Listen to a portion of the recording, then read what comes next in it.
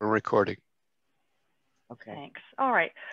Liz, why don't you please proceed with your report on CERT? My report is just to bring SLVEN people up to date on what's happening with CERT.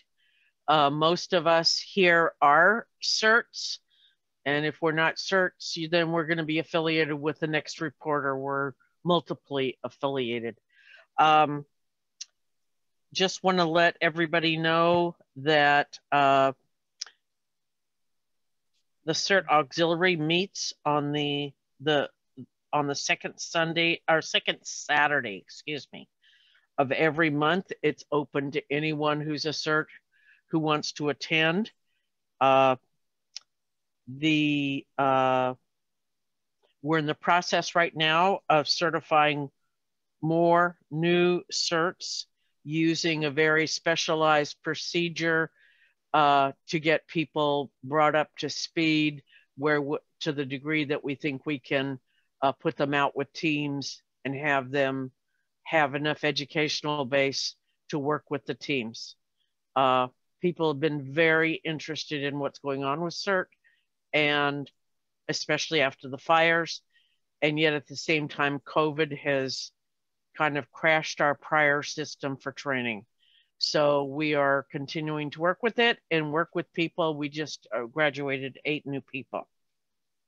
Currently, we're also, I want to remind everybody that you do need to participate with your CERT teams and local CERT teams or a CERT team.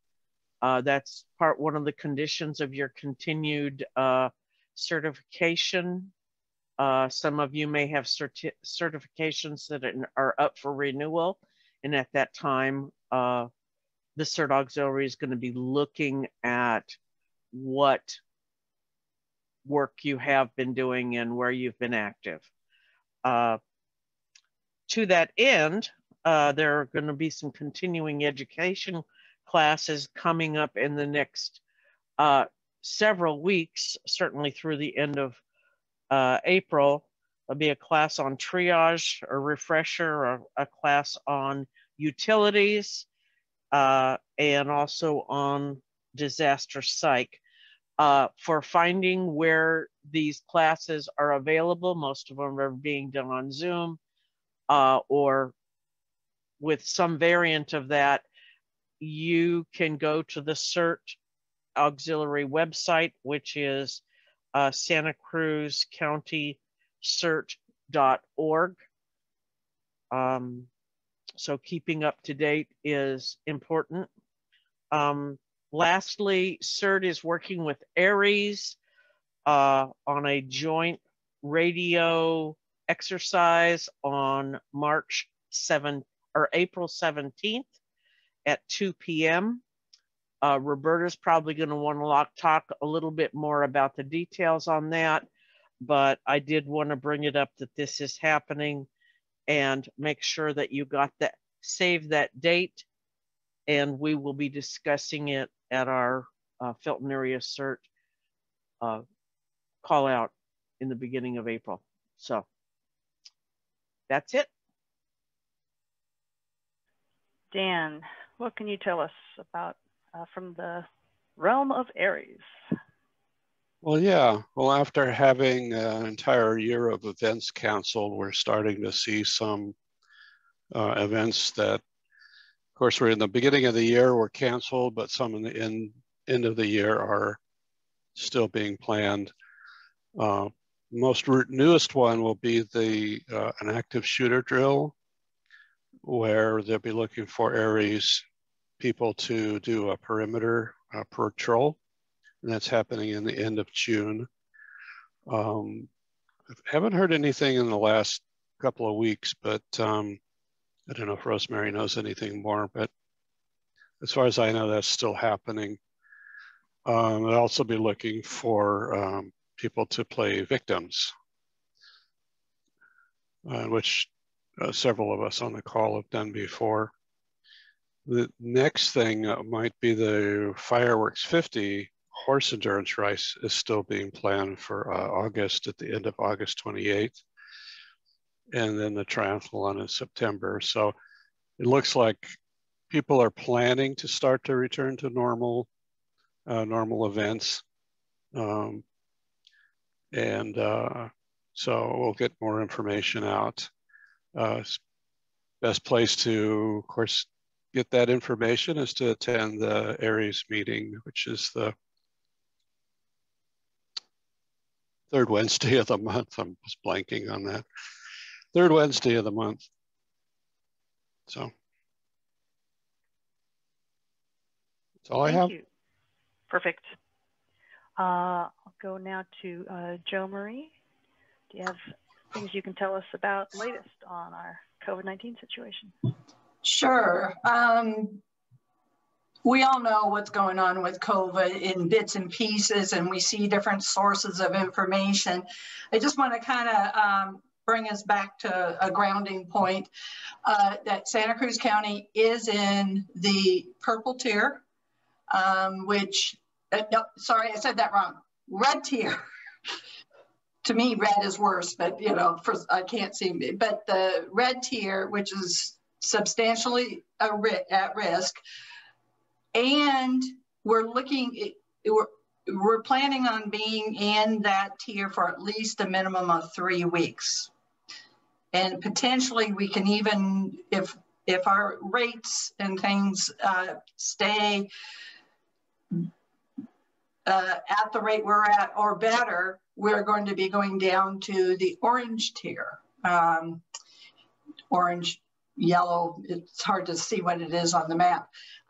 So that's exciting that we might be progressing that far, but there is some skepticism that potentially this spring break time period where people are getting out a little bit more and traveling a little bit more and feeling safer because some people have been vaccinated, they're worried that there might be a shoot back up again. So we're just, you know, just take it with a grain of salt and continue doing your personal protections.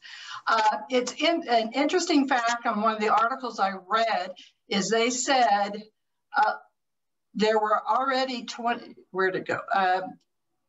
For the age group of 16 to 64,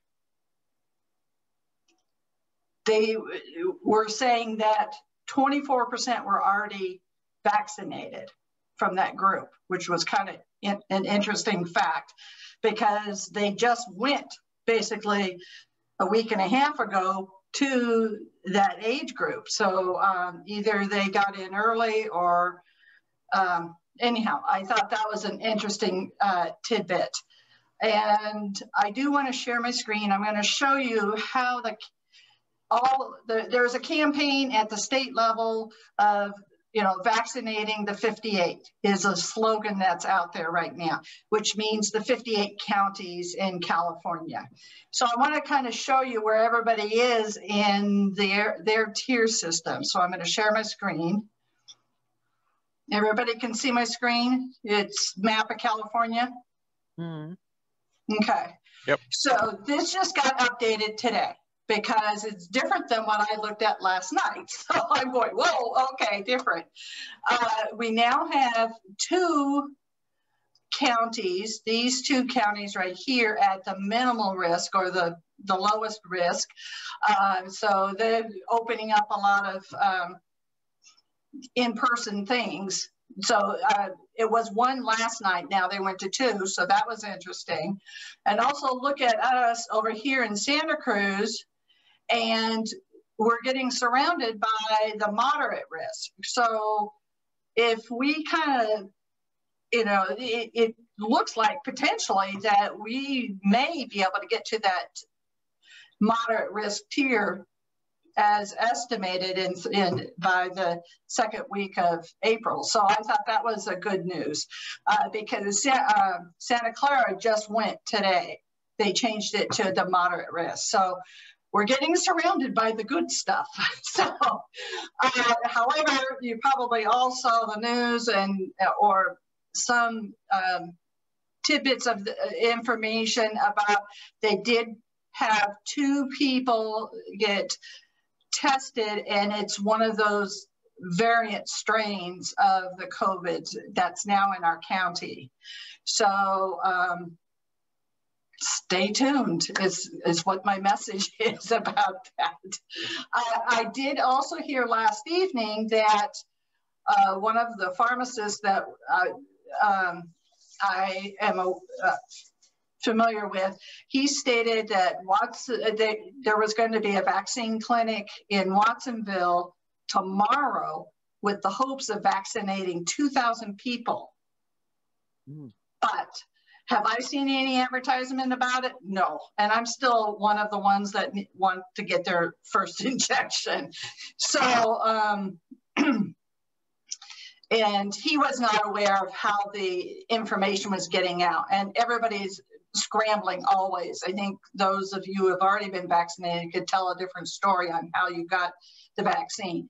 It's just keep your nose, keep checking, keep multiple sources, and hopefully you can get the injections when you're ready for it, or you can, do it. So, yeah. Karen, do you have any additional tidbits of information from your work? My recommendation is if you keep striking out, try the vaccine hotline. I've had luck with people being able to get appointments through there, and hopefully I'll have some more information about that soon, because I think I'm going to start working for the hotline myself. Okay. All right, great. Well, wonderful. Liz, would you mind introducing our guest this evening? Well, it is my pleasure to introduce a woman I've been working with now for many years in many different capacities. I first met her, she was the UCSC emergency services person, and she was a member of the CERT Council. This is back many years. And then in 5 years ago, 2015, is that correct, Rosemary? Correct year? Okay. She became 2016. 16, okay. Thank you. She became the head of emergency services for the county. Now, I have had a long-standing relationship with that office because of issues with flooding. And so we got to know each other before she'd really fully, we already knew each other in relation to that. So what has been pleasant is I think many of us had a vision as volunteers of working in a close relationship with the professional responders so that we could provide force magnitude and help them do their job but not get in the way. Nobody wanted to be a firefighter or a police officer, but they knew how to answer phones and do the kinds of things that we could do in a pinch, and many of us have done. That vision wasn't shared universally, but what was important was it was shared by Rosemary. And as she started to work with us, she started to see how the pieces of the puzzle could fit together, and also persuade those in positions of authority that this could be a good deal for them. And so when we lost her as the head of emergency services, that was sad for us, but we were very happy to hear that she was going to stay local and that she was going to work more closely with CERT. So I want to introduce the first officer under Mary Edmond, and she will be, the plan is for her to acquire the info that she needs and to help transition Mary into retirement to the degree that she wants to. So she will become the head of Santa Cruz County CERT. And that is just such a welcomed transition, since we were so concerned about how we were going to be able to let Mary go and have that work out. And this just worked out perfectly. Thank you for coming.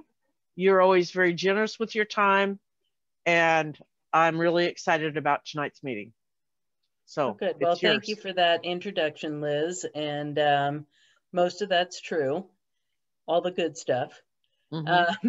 It's great to be here with all of you. SLVEN's always been a very special part of my heart and my professional and personal life. So, because I spent a lot of time in the Valley with all of the issues through my emergency services career. And as Liz said, we go back a long way. I was the business continuity planner for UCSC the last 5 years of my career and a deputy emergency manager, but I worked for a great boss, Chris Gaylord, who was also on the CERT Council, and he brought me to everything. He taught me everything he knew. He sent me to trainings, and he's really the person that was responsible for the emergency management side of my professional career, because my primary responsibility was to be the continuity planner for the entire campus.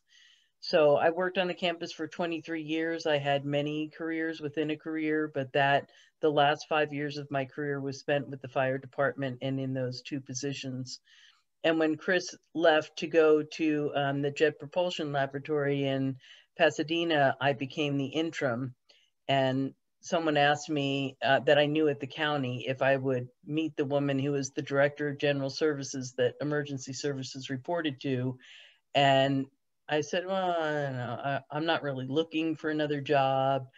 I was very close to retirement from the campus, and but we met Nancy Gordon, who was the director, and we just hit it off. And for me to, at that point in my professional career, to leave after all of that time on campus was really a credit to her, who were still very good friends. We were born a day apart, it turns out, to go work for someone that I just instantly respected and felt a rapport for. And she really gave me very much free rein in terms of what I was able to develop in the Office of Emergency Services and in the EOC.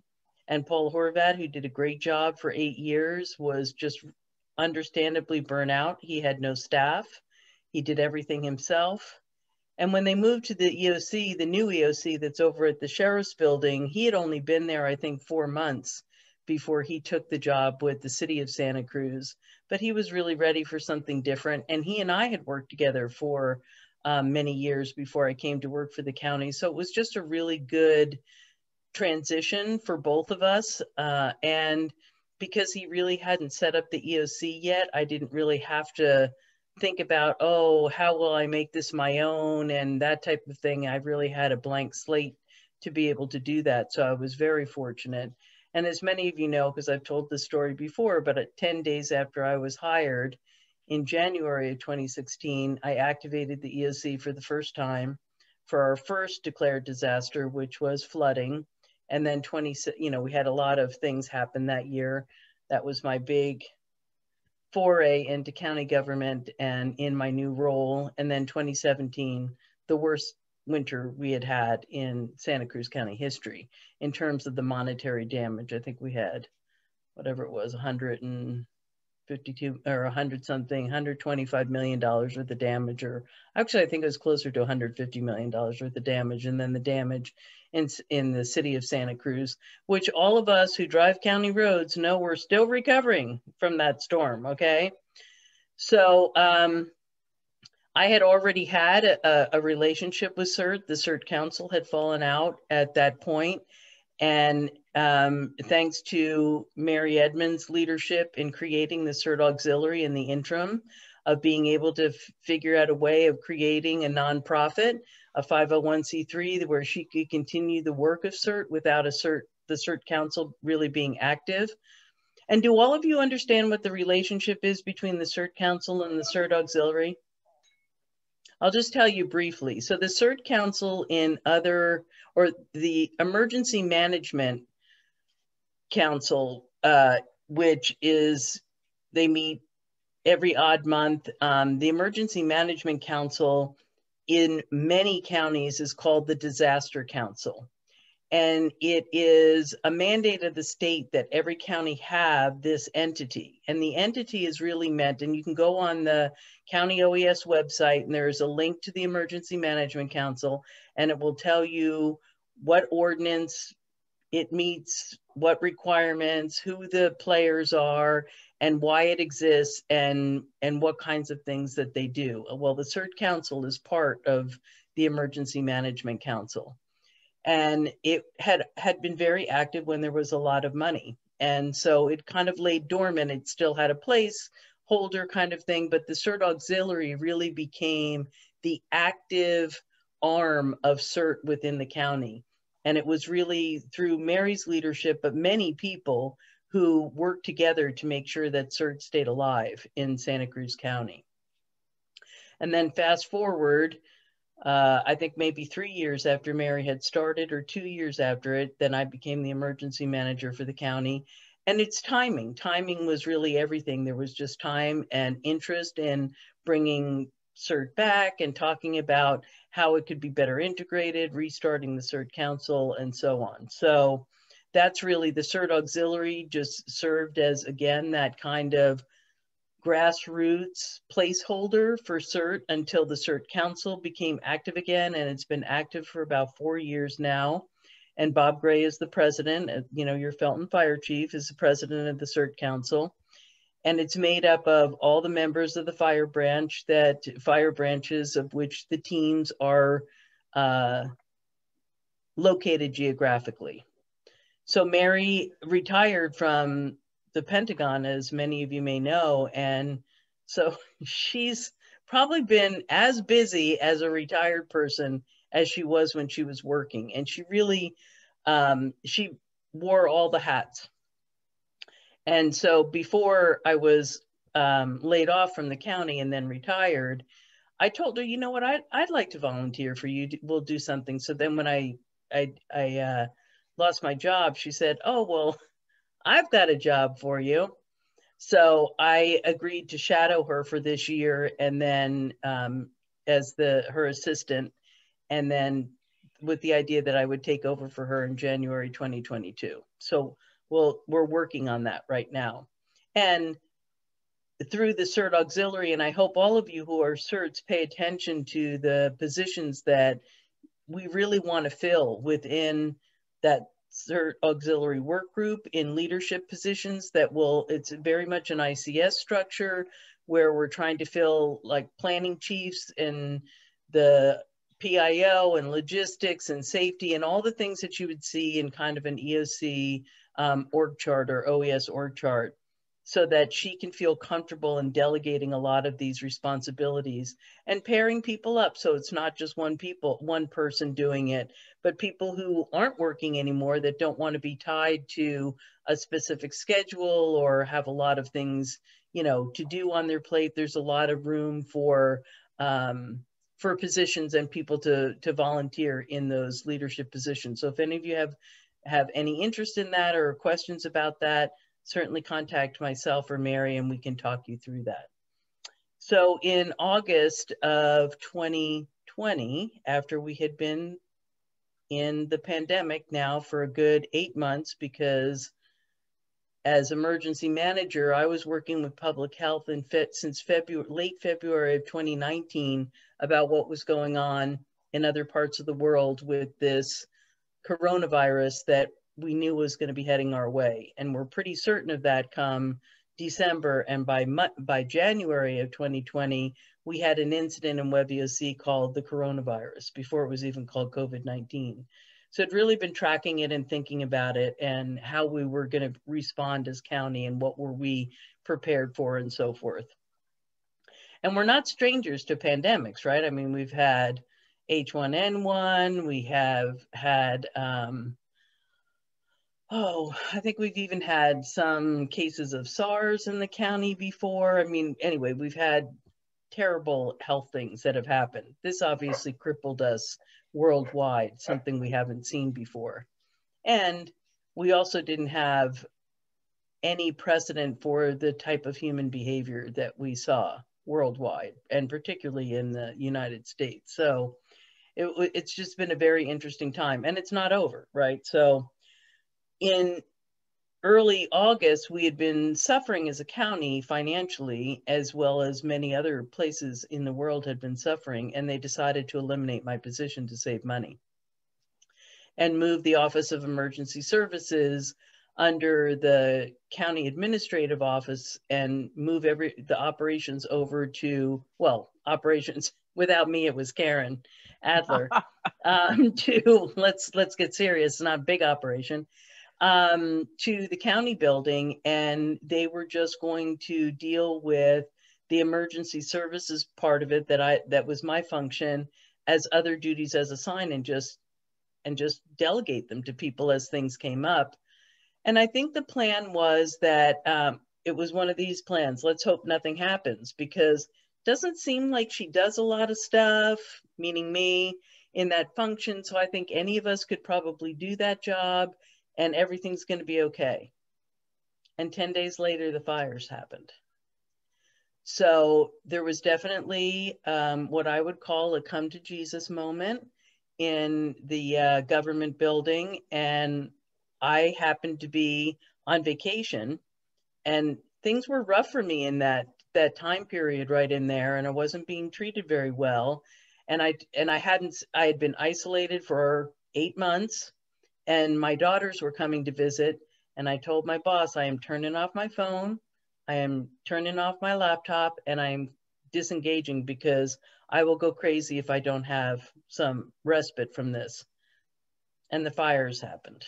I was here, so I knew what was going on, been in touch with people I needed to be in touch with, but basically was hands off in a way that I had been hands off when I was on other vacations, because you need to trust that the system is going to work and that the people you have trained and worked and exercised with are going to be able to do their jobs.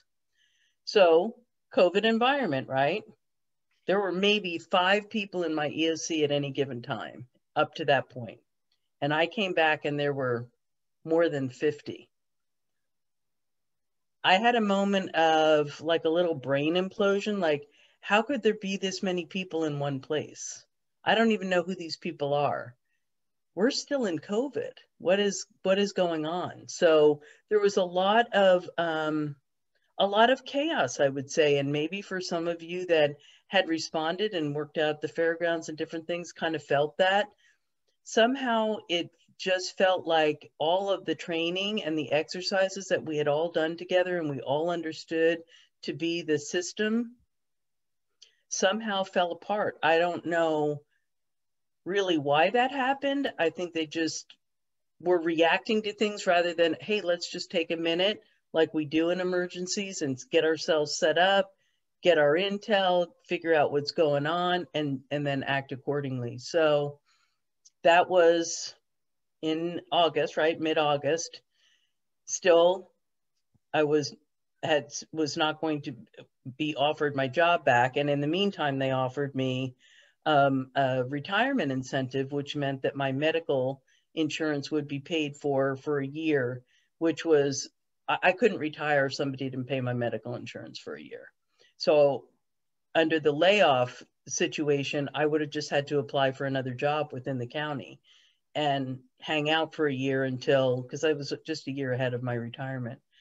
So we worked through the fire response and the recovery. I was working as the liaison for the EOC, which is a position I'm very comfortable with. And we set up the Resource Recovery Center. We began the process for the debris planning, had a tabletop exercise, which is the first exercise and training we had in person in 10 months, and figured out how to do it between the EOC and the Sheriff's Community Room. And I had, I think, an additional 40 people online. So altogether we trained and worked together, 75 people, to create a debris plan, a debris flow response plan, and which many of you participated in parts of that when we set up the temporary evacuation sites.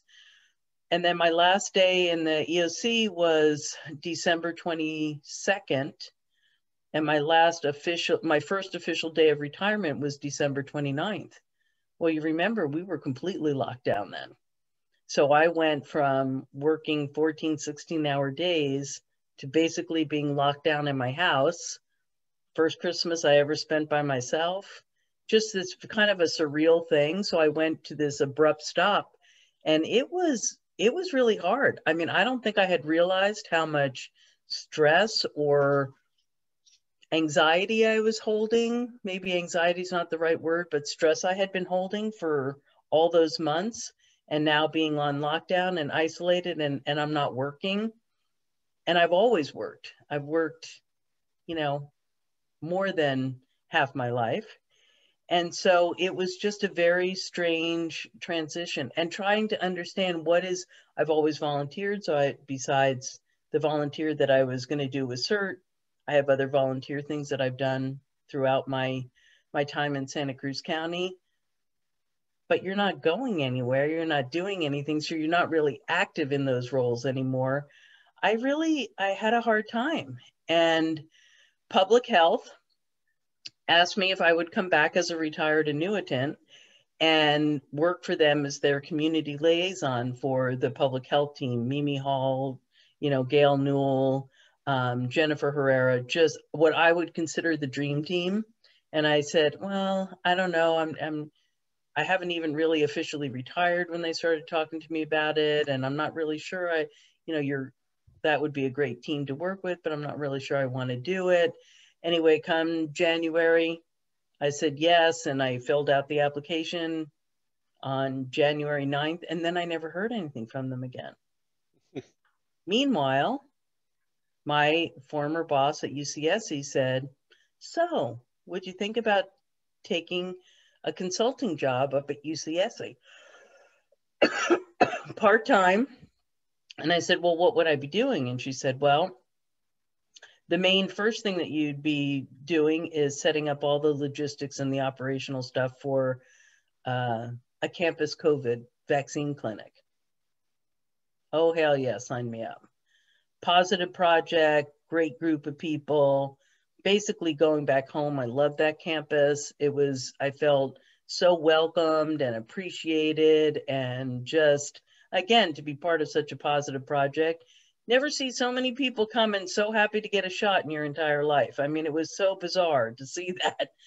And only for campus affiliates. So there was certainly a lot of consternation because they had to follow CDC guidelines about who was in what tier and whatever. And just like all of us, struggling with people saying, how come they got it and I don't? And, there's so much disparity in the equity across COVID, right? And healthcare and all of that. So it's been a very interesting thing, and on a very small scale, right? Because we're only vaccinating the campus affiliates, and that includes some students, but there's students that are working, some lecturers, this type of thing, emeriti faculty. So we have a clinic tomorrow. We vaccinated more than 3,000 people, which doesn't sound like a lot when you think of these sites that are doing 2,000 a day. But for us, with 4 vaccinators in such a small environment, that's a lot of people that we have vaccinated. And we're not doing first doses anymore. We stopped that last week. Everything is second doses now, and we'll finish up what we have on April 2nd. But it's been a very, really rewarding project, again, because it's very positive. It's something everybody wants, and you're able to give it to people in the UCSC community, the majority of whom I know and have worked with over the course of my career there.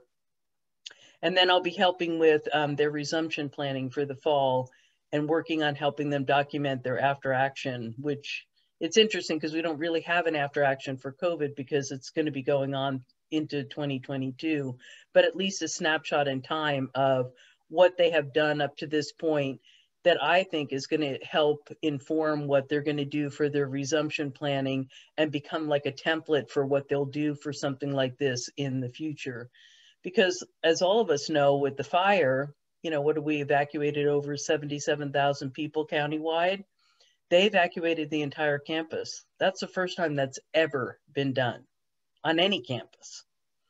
So it was a huge, and in a pandemic. So it was a really big experience for them. They did a great job in how they operationalized that evacuation and what they did to keep the campus safe during that whole thing. So that's been a really interesting learning experience for me too. And for all of us as county, it's just been, with all the things that we've lived through, I think it's been one of the most interesting and historic years that we'll ever see. I mean, I'm old enough to know I won't see something like that ever again in my lifetime, but it's just and it's not over. So it's going to be interesting. I totally agree with you, Jo Marie, is that there's, as you see what's happening in Florida and different places, we're like, I don't think we're really seeing the end. It feels really hopeful because the vaccine is here. And I really believe that by May, anyone who wants to get it will be able to get it, particularly in our county. But we're not there yet. And that doesn't seem like it's that far away, considering all the time that we've waited up to now. But that is the piece of it that feels, for me personally, the most hopeful, because it's an action rather than a reaction. And that it's something I could personally do to protect myself, protect my family, all of those kinds of things. Even though honestly, I was thinking, I'm not going to sign up for it. When I was first hearing about the vaccines, I'm going to wait until everybody still has their eyeballs 6 months later and they, you know, no limbs are falling off. I mean, not that dramatic, but I was thinking it's a little bit too soon. And then I just started thinking, you know, we have so much access to brilliant scientists and brilliant science that I lived through all the things and had all the things that people now get vaccinated against. Measles, mumps, rubella, German measles, I had all of those things. And now people don't suffer from those or die from those and have those things. Polio was probably the biggest one before this vaccine came out, right? And we have all of those things available to us. So then when the opportunity came up to get vaccinated, I'm like, oh, hell yes. My mom died of COVID. My dad nearly died of COVID. I had 3 family members that have survived COVID, but they all still, well, except for my mom, because she passed away, all still have lingering effects of COVID. So it became very personal and very real to me. And so, and get off on that rant, but that's why I really think that taking that position with UCSC was just a really great transition for me personally and professionally, to have something to do in the meantime, something meaningful, a group of people that were already felt like family because I had worked there for so many years. And the day after I signed the contract to do the consulting, the county said, we are so excited. We got everything ready now. We're ready for you to come to work for us. And I was like, sorry, I already took another job. And again, a dream team in that public health, but I realized I really wasn't ready to go back to work for the county. In all honesty, I've never worked for a county government before. I've certainly worked in bureaucracies my whole life, but that was a bureaucracy that was very different than anyone I'd ever been in before. And I wasn't ready to go back to it. So there's a lot of uncertainty. The lessons that they learned, which they had to learn very quickly, which was something that many, many counties all across the country have learned the hard way. It's unfortunate they made that decision without kind of consulting with other counties, because a simple Google search would have told you, hey, the city of San Jose made some really bad decisions during the floods. Sonoma had made some really bad decisions and then went from a $600,000 budget of their OES to $6.4 million in the 2017 fire, which had been up to that point the worst disaster that they had ever experienced. And that investment, as they told, I was on a Zoom call with all of us talking about what their lessons learned were, and that it was to invest in your OES, but they had, unknown to Sonoma County, they had already let me go. So I was on the call, and the look on everybody's face, and that was just about 2 weeks post-fire, that now the lesson learned was, okay, we do need to reinvest in it. So they created this, the office, the OR3, and it's the Office of Recovery, Response, Recovery, and Resilience. And so it's still going to live at the Government Center at 701 Ocean Street. It will have a director who they just finished the interviews about a week and a half ago. To my knowledge, I don't know that they've hired anyone yet. When that person is hired, they will be on the hiring committee for the senior analyst that will be in charge of the resilience part of the R. And then David Reed has already been hired as the senior analyst for the recovery piece. And many of you may know him. He was with John Leopold's office before John Leopold lost the election. So he's a known entity within the county. I think he's going to be really good in that position. And then Karen Adler as the administrative aide.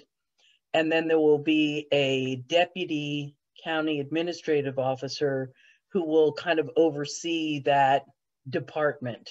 So there'll be five full-time staff people. So they're investing a lot of time, money, and energy into this. I think that the biggest wild card about it is what's going to happen to the EOC. There's no plan for that really prime real estate. I personally find it a little, and professionally find it a little odd. You wouldn't just put everybody from that newly formed office into the EOC because, again, there's plenty of space there. And that's where they're going to operationalize whatever trainings, exercises, or activations that they're going to have. So the only people who have a full presence, and maybe Karen and John can talk more about this, are really Aries in the comms room. Max may be in there occasionally, Maximilian Umney, who was a fabulous, who was actually a temp worker who wound up being hired full-time and working in the EOC, but he's just very smart and very capable. And he was, I think, just a steady influence and has maintained that presence in the EOC. But other than that, that's basically it. And before I left, of assuring that Aries would be able to maintain that connection because it was such an important connection.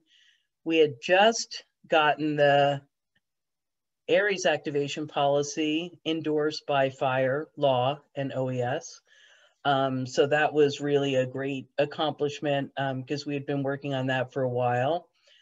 Karen took the 501c3 status that been really encouraging Aries to do and got that all filed. How are you doing with that, Karen? Because I know they were delayed up in Sacramento. Has that been done? Sacramento was no problem. IRS has been sitting on it since November. Oh my gosh. But it's filed. It's in process, it's huge. Yep. That's huge for them. Because just like CERT Auxiliary being a 501c3, and SLVEN is also a 501c3, I believe, is it gives you the ability to receive funds, to go after funds, and to have assets. And while Paul had been supportive of Aries and Nancy Gordon had been supportive of Aries and certainly just the whole concept of the ham radio operators, the amount of money and the investment of equipment and things has been phenomenal over the years. And I know many hams that their own money, their own engineering of things that they made themselves or bought themselves, and the county benefits from that could now become their own assets. I could never give them anything except buy equipment that, you know, they needed or wanted, but they don't own it, right? It's owned by the county, except for the things that they have purchased themselves. So there's just been some really great strides that have been made, including, I see Liz Ann Jensen here. Hi, Liz Ann. One of the other things that I was asked to do when I first came to work for the county was to work with the fire safe councils and the, oh my God, I just lost the name of it. See, this is what happens. You have these brain fades. Oh, the resource conservation. They were overseeing, the RCD was overseeing the fire safe councils, and there was this little bit of money. Anyway, they wanted to, long story short, they wanted to figure out a way to bring all the fire safe councils together, even though some were their own 501c3s and their own entities, but to bring it together into one Santa Cruz County Fire Safe Council so that there would be more equitability with monies that came in, with projects that would get done and things of that nature. So Chris Coburn, who was then the director of RCD, and myself, that was our charge, was to do that. And we're successful in making that happen. And then Liz Ann and many other people who are generous with their time and talent sat on the board and, you know, created the entity that they needed to be as the 501c3 and are, you know, working through their birthing process. It's painful to grow an organization when there's not a lot of money, but the strength that you have that you can go back to in terms of having that status just means that you have a lot more available to you than you would have if you didn't have it. So there's a lot of things that I feel really proud of over the past 5 years that, of course, as I mentioned to the woman who's pretty much primarily responsible for making the decision to eliminate my position, was that you realize that as one person, I have the same responsibilities as any of my counterparts in any county that has 12 staff people. And she had this understanding about the breadth of what I did after the fire started. But I said, but the breadth of what I do isn't me. It's the whole community. And people talk about the whole community. I mean, that's a great buzzword right now, and it's a great catchphrase, but it really does mean just that. And I've lived here since 1975. So I really get that. There is no way we could ever have done what we did in all the past 5 years of the disasters that we have had, and we've had some big ones, without our volunteers.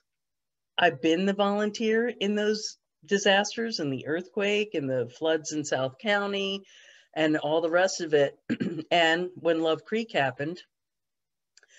And it's one of those things where you know, you really understand it if you live it and you are it, and you all get that. And that's why there's this huge success now, why there's this groundswell for the Bob Fikes and the Dans that have said, you know what, we are going to persist in getting this whole Aries thing up and off the ground and just keep going at it. I would love to hear from John and Dan how many students you've graduated from your classes just in the last how many months. Karen and Roberta are, I would say, star students of that effort, and what they have already come back and contributed after they took the class. I mean, it's just amazing, because it is one of those things that is as Liz says, the force multiplier. Everybody catches on to something else. You get excited about it. People are energetic. You move through all these things. It's just been an amazing thing to see unfold. And of course, disasters bring about the interest. So the hard part is, how do you maintain that in the times where there isn't anything? And, you know, some people think disasters are pretty sexy and attractive. How do you maintain that when there isn't, when it's the fair weather and all of those kinds of things? And I think that it's it's now to a point that there is so much tenacity that has gone into growing these organizations that this is going to be our legacy, is that it's going to live past us. We're going to engage. My goal was always younger people, because I'm not going to live forever, you know? So who do you get engaged with and mentor and bring along that the same was done for me when I was their age, and so on and so forth. So I think that's our challenge right now. And COVID really brought that forefront, because those of us who have been lifelong volunteers all of a sudden couldn't volunteer in the same way we did before, right? Because all of a sudden we are the vulnerable population. Like, how the hell did that happen? But here we are, and I have an autoimmune disease. So I had that other layer, and yet still being considered a frontline person and having to show up to work every day. And how do you just reconcile all those things and make it be okay? And I looked at the ways that people showed up, and they still volunteered, and they still made it happen in a way that was comfortable for them and within the confines of what they had to do, with the call centers, with reaching out to people. Maybe you can't be there physically, but there was a lot of things, a lot of connective tissue that happened because of the efforts of our community members. And I can look around at all of you on this call and know something that each of you did really specific in making an effort and a difference through this past year and beyond. But this past year, I think, was extraordinary. So I just feel really lucky to be part of such a great group of people. Like I said, I'm a lifelong learner, lifetime volunteer, that I still get to do that, and will always be a part of this group and be very grateful for the work that you have done. And for all of the improvements and all the growth that we've had, it's because you wanted it to happen. And so it did. So, yeah, like I said, anytime Liz and Dan invited me up to the Valley, happy to come, and more than happy to spend time with such a generous group of people. So I thank all of you for welcoming me every time that you did, and especially tonight, and just to hear my story about my transition, which is still unfolding. I'll probably work for the campus for maybe through the end of June, beginning of July sometime. But I'm going back next month to take care of my dad again for a couple of weeks. And I went in the height of COVID, when he was just recovering from COVID, in May of last year, and I was back in November. So it's going to be interesting to travel this time without having been vaccinated, although still, I'm never going to fly again without being masked. Like, I don't know why I never used to fly without a mask. So that there's just certain things of my behavior through COVID that I think will persist for the rest of my adult life. But I feel really lucky to be able to see my family more. I think that's the thing that I missed the most, was that the isolation. I didn't realize how impactful that was until I wasn't anymore. And I'm still isolated compared to a lot, what our freedoms were before, but to at least see my family again has just been, amazing. So that's my story at this point, is just to feel really fortunate that I was able to retire, that I've worked 50 years of my life, and that I am able to have a pension, and that through the retirement incentive, my medical was paid for until next March. And that I still get to live in this place that I will always call home, and work with people I really respect and admire, and happy to be alongside. So that's my story. Oh, thank you so much. Sure. I'll just speak for myself that, you're like my hero for everything that you've been able to support in the county for so long. And it's lovely to hear your whole history and story again, and be reminded about why you are who you are, the depth of your connections to the community, and how valuable that has been. And I, for one, certainly am very much looking forward to seeing what your next moves are with CERT Auxiliary. Thank you, Tammy. I really appreciate that. That's very kind of you to say. Yeah. I told Mary, I said, I'm terrified. Like, when I was about a month in, I went, I don't know what I was thinking. There is no way in hell I can replace you. I just can't do it. So we had this very candid conversation, and I said, so I really mean it. I mean, like, I'm not just saying that, I really mean it. And she said, well, having you like to partner, then it takes the pressure off of her. So she's not gonna, you know, she promised me she's not gonna like go anywhere. But it will give her more freedom. And that's why I said at the beginning, why we're really trying to fill those positions and give leadership opportunities to people who are more than capable of taking them and teaming up, so that we do have the ability to keep moving it along, because you can't have the same people doing it for 20 years. They're going to get burned out.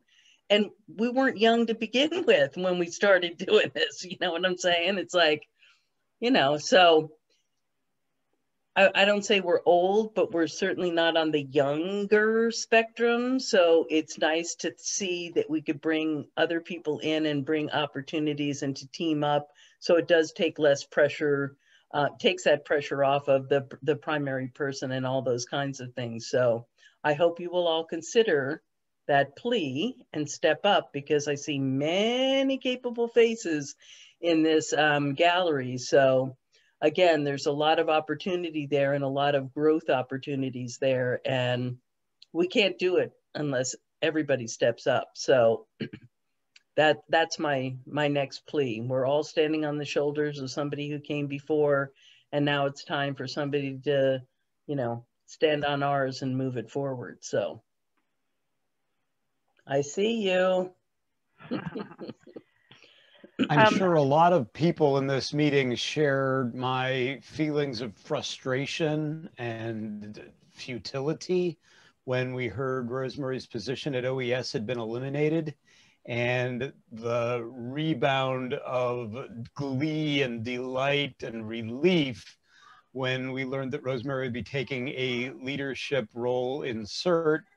And selfishly, I'm just so glad that she's going to be that much closer to my activities, and that I'll be able to learn from her.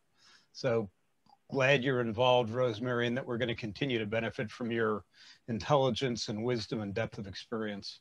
Oh, I really thank you for saying that, because it works both ways. When I think of that, like I said, as a lifelong learner, of how many things that I've learned, and especially of taking the radio class, which I still need to sit for my exam. So then I can have my little letters next to my name, like those of you who do, that I can see on the call, that just the amount of learning that I did from the people who I've worked with has just been astounding, really. Rosemary, I have a question for you, if you don't mind. I don't mind, John. We've been pretty successful in recruiting new people into areas in the Central and North County area, Bonnie Doon, and other areas. We have not been very successful in getting new members in South County. And it's an area where really the Aries organization anyway has very little presence. And it's something I would like to work on improving. And my question is, do you have any suggestions for outreach or people we could work with in your end of the county where we could make progress on that? I'll definitely give that some thought, John. I mean, my first thought is with the WEAC group that Bob Weiser. Yes, Bob Weiser works with, that they have a little comms thing out there, and they've worked really hard with that. I would think just with the people he knows in that WEAC group, and for those of you who don't know that acronym, it's the Watsonville Emergency Air Command Team. And about 2 years into my emergency services position with the county, Marjorie Bachman came to me and said that she had started this WEAC group out at the airport. And again, she's former military, incredibly organized, and she created a 501c3 for them. And she invited me to come and talk to them and work with them. And we set up an agreement with the city of Watsonville, because they're the ones who oversee the airport through the city manager's office. And that is another unique thing, because I swore 19 pilots in as DSWs for the county. And that is a huge asset for all of us, as you know, because we've been an island more than one time in Santa Cruz County, nothing in and out unless it was coming by air or by sea. Mm-hmm. And so they were a very important group, and she was a very important conduit. So I see that as a really good place for just the tentacles going out, John. Mm-hmm. And I can make some introductions for you to that group. And I'm sure Bob could as well, since he's very close with that group and still works in their comms thing out there. But I would think that would be a good start. And I'll give that some other thought too, because CERT was another thing that was very lacking in South County. And it was really hard to get the city manager's office to buy into CERT, as well as the fire leadership there. But that has changed over time. So we've made inroads into South County in CERT in the last probably 1.5 to 2 years that we hadn't been successful in doing in probably the last 10. So again, it's the timing is everything type of thing. And as people change and as kind of the demographic change, opportunity presents itself. And I would see that there would be a lot of people who would be interested in working with Aries or being part of your organization. So I'll give that some more thought, John. Great, thank you. I wanted to just comment, if I might. Can you hear me? Yes. Okay. That in the old days of the CERT Council, back in 07, 08, 09, in those periods, we had a representative, an active representative from Watsonville, but it wasn't from any of those, from any of the responding agency. It was actually somebody who worked for the city. His first name was Jeff. I can't remember his last name, but anyway, so there is some groundwork for Watsonville paying for somebody to come to our meetings and invest that energy. But when he fell away, no one picked it up after that. And, you know, ironically, I think that's when Carlos Palacios was still the city manager before he came to work for the county. Because he was the city manager for Watsonville for a long time. And he really was very invested in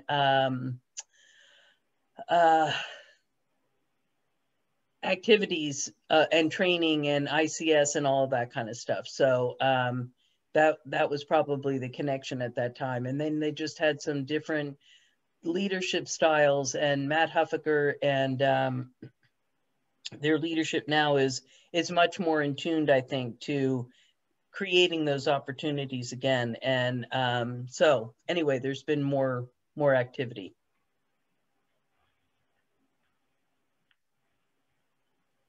Any other questions?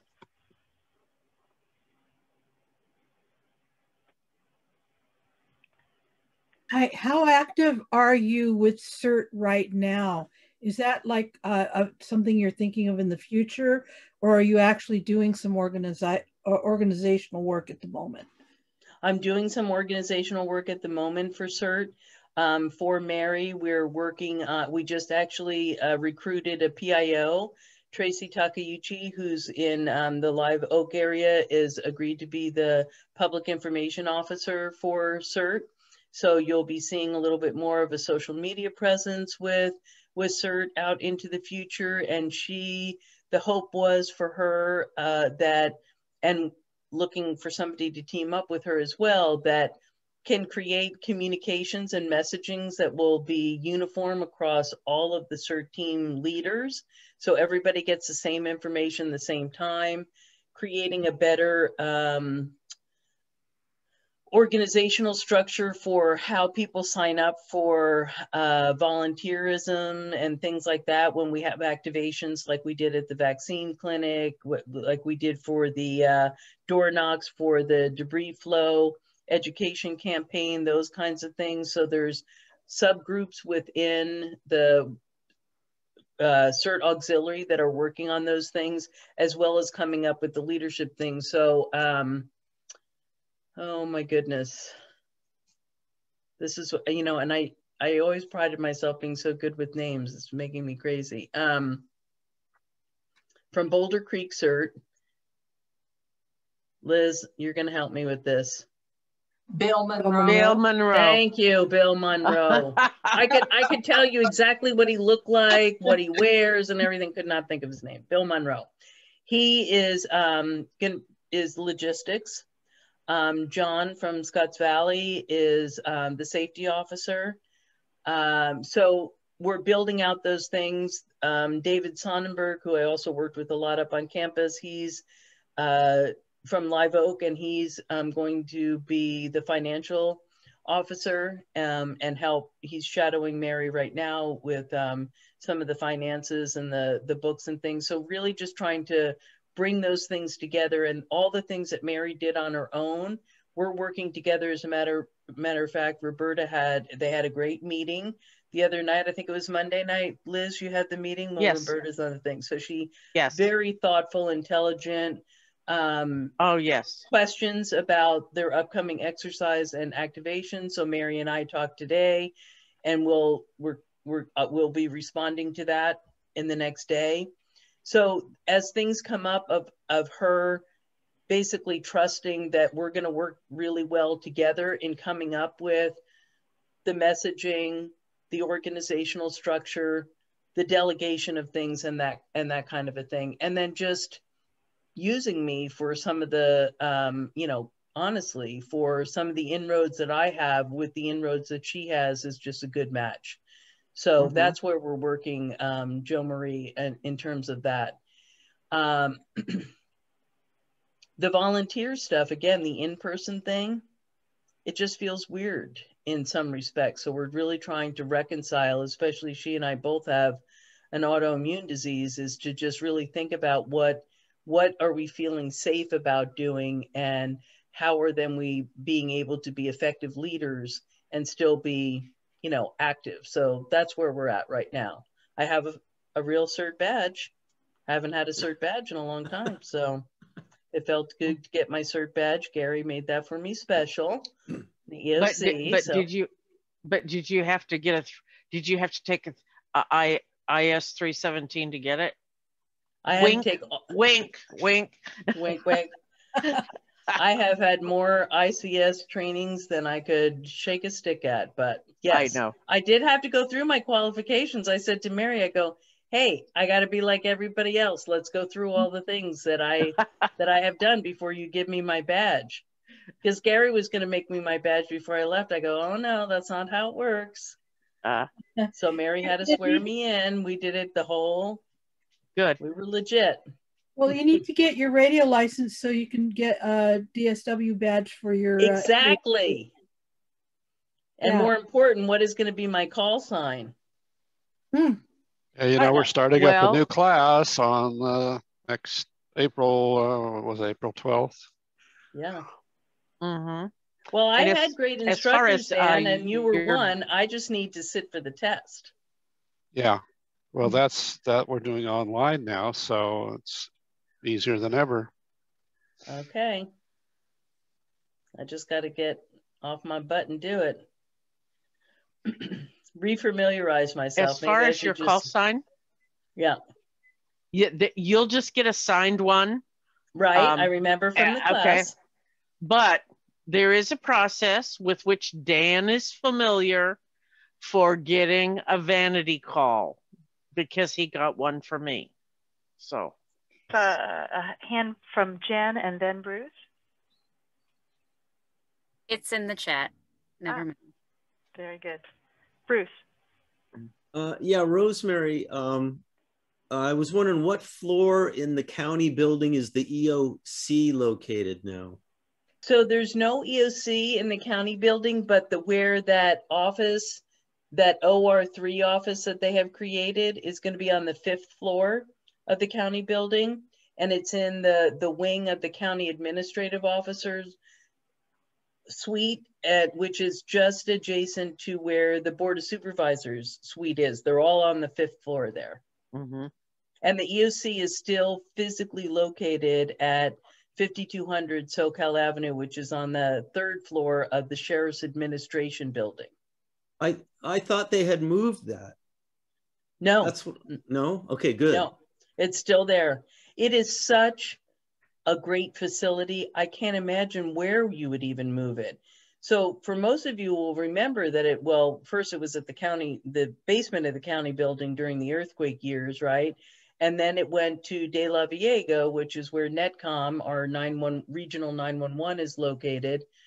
But even during the 2017 storms, when they didn't have access to that building because of roads closing, because of trees down. So the location was just such a better location where it is now, and plus so much bigger.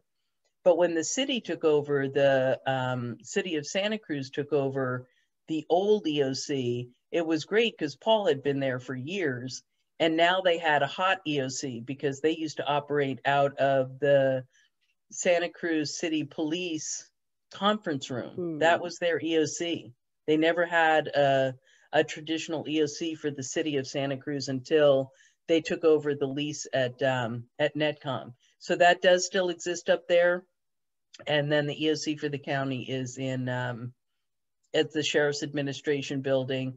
And we actually had successfully negotiated an agreement with the Community Foundation as an alternate site for a joint information system set up if we needed one during an emergency, and also as an alternative to certain of our operations in the EOC because of the location. Yeah. Rosemary, I have a question, which is related to the formation of is the correct word districts, the fire districts? Oh, the fire branches? Fire branches, thank you. Okay. With respect to providing the leadership for the CERT teams and the reporting structure, I'm curious to know how you feel how that's worked and what progress you've seen from that. I've seen it from the sort of the receiving end of being a CERT, particularly in Felton. I think it's been a wonderful evolution of relationship. I'm kind of curious what has been your impression from your position. I think it's been a mixed bag, honestly. And I think the reason is because it works really well. The vision was, if you look at a fire service map, it made sense to geographically pair CERT teams with those fire areas because they had the most knowledge about the geography, the population, the community. They already had those relationships, so it seemed like a natural pairing. I think the challenge is that when you have a major incident that's a fire, that then there is a little bit of a breakdown in terms of that direct communication. And so we had the CERT activation policy, and my big preach is nobody self-activates, right? And so there has been a lot of discussion about what does that really mean if you can't get a hold of your branch manager, or if there's a communication breach and things. And it's going to be different in different areas. As I've also said many times, if it's the city of Santa Cruz, is not going to be the same as Bonnie Doon, certainly not going to be the same as San Lorenzo Valley. So how do you reconcile those things and still make it work? And we had some big challenges specifically up in the Bonnie Doon area because Aldo was Gonzalez was our representative, but he was very hard to get a hold of, understandably, because he had so much responsibility. So when we brought the CERT Council back together, those were some of the things that we've talked about the most. And the CERT activation policy, and I know we've talked about it with the work group and we've talked about it with the CERT Council, we're in the process of reviewing and making it a much more generic document. You can see the whole thing. I believe it's on the CERT Auxiliary website, and having the CERT standard operating procedures be it's a standalone document, but the activation policy itself is going to be much more generic in nature, and that each branch, and we set it up this way before, but it's just, I think it's going to be a little bit more better organized, can have what they would call an annex, where it would be very specific to their community. So Boulder Creek, for instance, they can have an annex that would say, our activation policy is going to be as follows. If, you know, Chuck Wise or Chief Bingham isn't the person that is going to be able to get a hold of you, then this is going to be the next step, so that people will know where they're going to go, who they're going to report to, that sort of a thing. So that's how it's going to be. We've had a lot of turnover in fire service right now. I think just in the last year, we've had 4 new chiefs, or the last 2 years. So it's just going to take a while to get that back up, but I still think that it's a really good structure for all the reasons that I said. The fire service areas made the most sense. Paul Garcia, as many of you know him, he's Live Oak CERT with his wife, Lonnie, but he's also my geographic information systems guru, and he's our map guy for the county, he and Matt Price. So he's the one who mapped where all the CERT teams were. And once you saw that visual of how that all worked with the fire service areas and the CERT teams and stuff, it just made more sense to keep it that way. So I think that will be something will stand the test of time. But I think that's the biggest challenge, that if fire is the incident, it makes it more challenging for that connectivity. Mm-hmm. Go ahead, Liz. I just want to thank you for coming and also helping us make the transition that you took, because for some of us, the process was a little jarring. And so now it's like smoothed down, and I not that we couldn't move on, but it makes moving on easier. Well, I appreciate you inviting me, Liz, and I also appreciate that you all keep asking the questions and stay engaged. And I've said that from the very beginning, that's what it's going to take to move it forward. This new office is going to have some bumps in the transition, but it's a great move for the county in the investment that they're making, and it'll take some time. And as we know, with all bureaucracies, nothing happens quickly. But we don't really want it to happen quickly. We want it to evolve over time and for them to be strong and whatever. And as I understand things and know things, I'm happy to share those with you. And if you have any other questions or whatever, please feel free to reach out.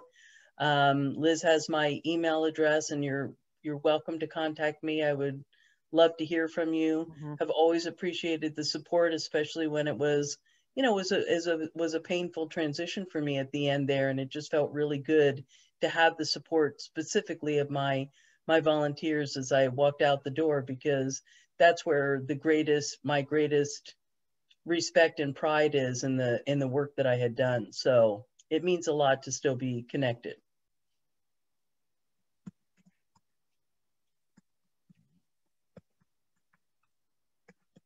So with that, we can bring this meeting officially to a close. I'll say next month at our SLVEN general meeting, we are hoping to have another guest speaker.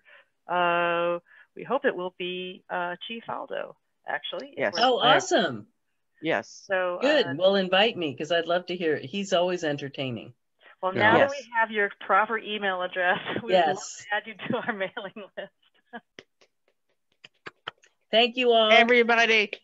Have a good night. Stay safe out there. Okay. You too. Bye-bye. Okay. Bye.